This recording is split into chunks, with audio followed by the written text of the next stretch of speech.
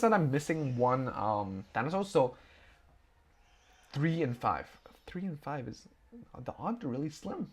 The odds are really slim.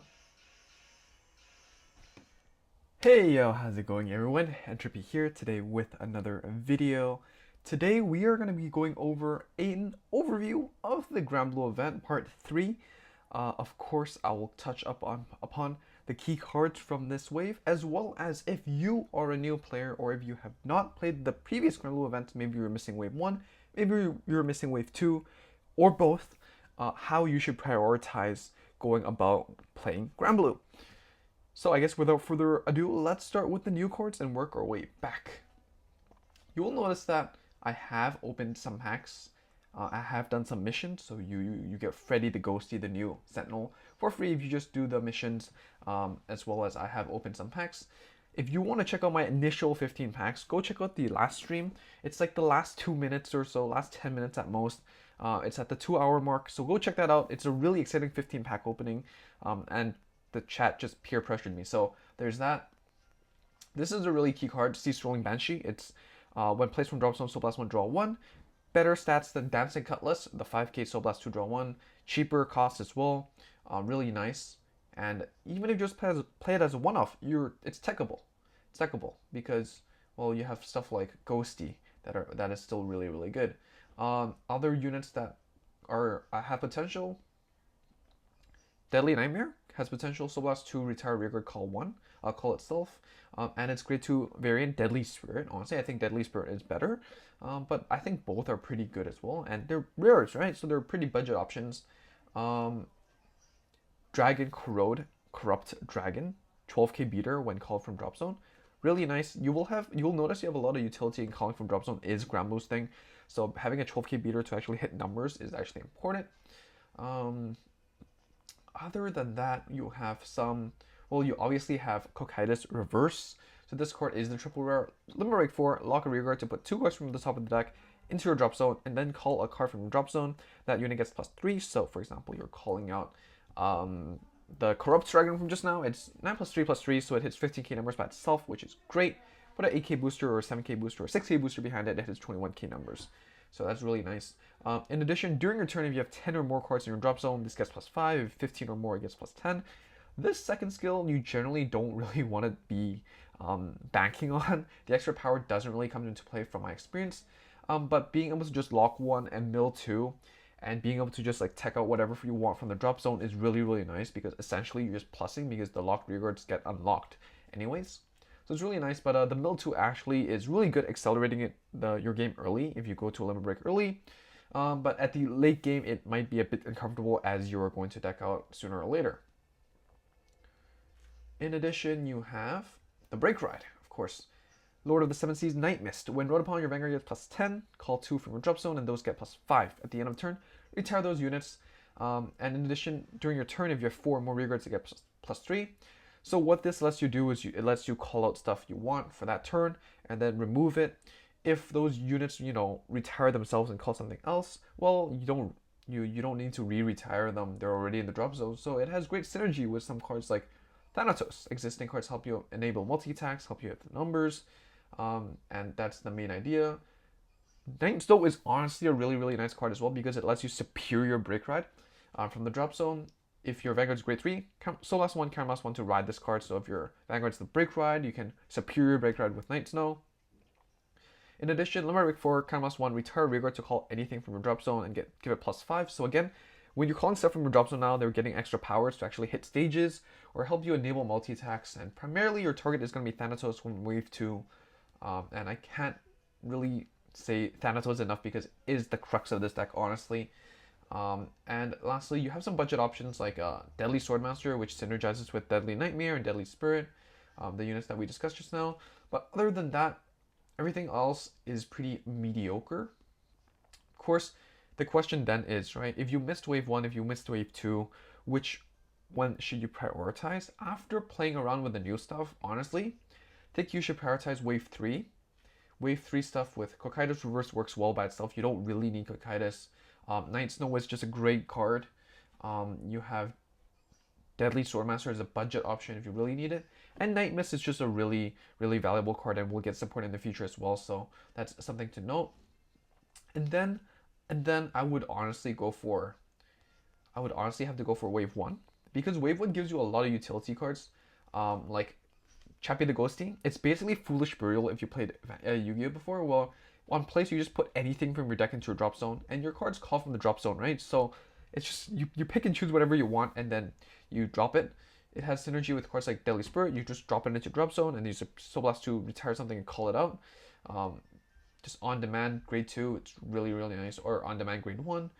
You can take down your Sea Strolling Banshee, so you can just keep calling it out and tossing it back in. So Soul Blast 1, draw 1. Really, really cool. You also have a key card that is Captain Night Mist. Captain Night Mist is a really great card that you want. And as long as you can Caramelize and retire Reguard, you can just keep spamming grade 2's intercepts onto your board. We all know that you only have 13 intercept options in this game, and Captain Night Mist bypasses it by itself. So just let it die, you respawn it, let it die, respawn it. This deck is not Caramelize heavy, so Caramelize 1 is actually really, really good. And yeah, definitely a really strong card. And then Wave 2, you get stuff like Pietro and Flipper, and primarily you have Thanatos, which is your multi-attack enabler, which is really, really important. But personally, I do think that, well, you should prioritize having your other key pieces first before going to Thanatos. Thanatos is a craft option because, well, you don't really necessarily want Cocytus. Cocytus is it's a 10k vanilla, right? The only value really is the ride chain maybe, and being able to give your reverse cross-ride number. So that's my take. I think Wave 1 and Wave 2 is honestly really, really close. Like in hindsight, after playing through the cards, I think Thanatos is really great, but Captain Night Mist is really, really great as well. So personally, I'd start with Wave 3. Get your boss monsters, get your Night Snows, get your grade 1s and grade 2s, and then I go with Wave 1, and then I go into Wave 2 once you have everything, or if you have the crafting material, just craft Thanatos. It's a great card. But yeah, that's just my take. I know a lot of people value Thanatos more, and I agree it's really important, but I just think that the other key pieces might be more valuable if you really have to make that difficult choice. So that's basically it. Again, for this video, I will only be able to open 15, but I will probably be opening more packs on stream later on if I do choose to stream. I just really want to open these packs and see what I'm gonna get. I'm sure everyone who's watching will understand how it feels to just hold on to these for no reason. If you have them, you should just open them.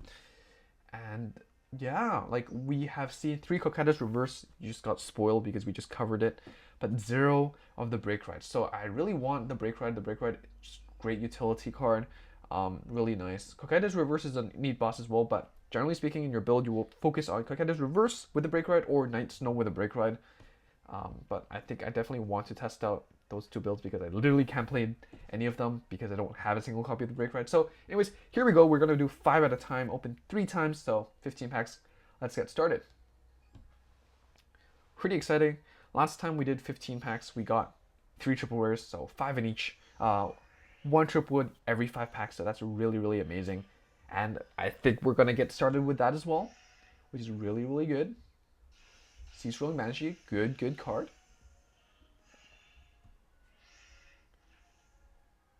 Another Sea Strolling Banshee, PG. Alright. Something that's interesting is that this PG actually wasn't printed during this era. It was printed during the Gia era with the trial deck. So they moved it over. So I'm interested to see what they do with that empty PG slot in the future. Got nothing here. But we have like at least 3 doubles so far, which is really, really good. Another interesting thing is that some of these units are actually from BTO 6, so that would be, in terms of the timeline, would be set to Wave 2 Granblue support. You will recognize that Wave 2 is honestly really lackluster. We got the Break Ride, that's really, really good. And that's because a lot of the good units from BTO 6 of Granblue got transferred over to this set. So stuff like Deadly Spirit, and stuff like that, I'm pretty sure was from BTO 6. So that's something neat. But yeah, Night Mist, good card, really, really good card. All right, so we only need 3 left. Of course, I don't mind pulling a playset so we can actually do a video on it. I will probably not be investing gems into this clan because I'm really excited for everything else that is to come. We have a playset of Sea Strolling Banshee. That's really nice. Really, really good. And we have the 4th Cocytus reverse. Excellent. Excellent, excellent. Again, we're doing this. 10 packs, 2 triples. 10 packs, 3 triples. Let's go, let's go, let's go. So you'll notice that I'm missing one Thanatos. So 3 and 5. 3 and 5 is... The odds are really slim. The odds are really slim. They just love me. Cocytus Reverse loves me. Alright, so we pulled like 2 dupes. That's okay. It's okay. Definitely can't complain. Right? Mats are mats. Mats are good mats. Last 5. Can we see some break ride? Can we see some break ride stuff, please? Break ride. Alright, double rare only, but we'll see. We will see. Okay, Night Snow is a good card. Night Snow is a good card. Sea Strolling Banshee. More double rare mats. That's really good. PG. Last 2. Can we make it happen? No. Fortunately, that is it.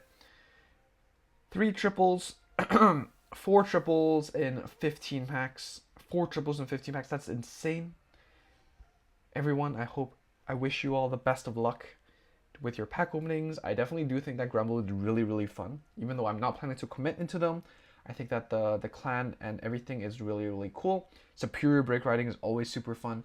I'm really tempted to just craft whatever's left over, but we will have to see. So that is it for this video. Hope you enjoy. This is just a really short one because unfortunately we already spent like 15 packs in another stream.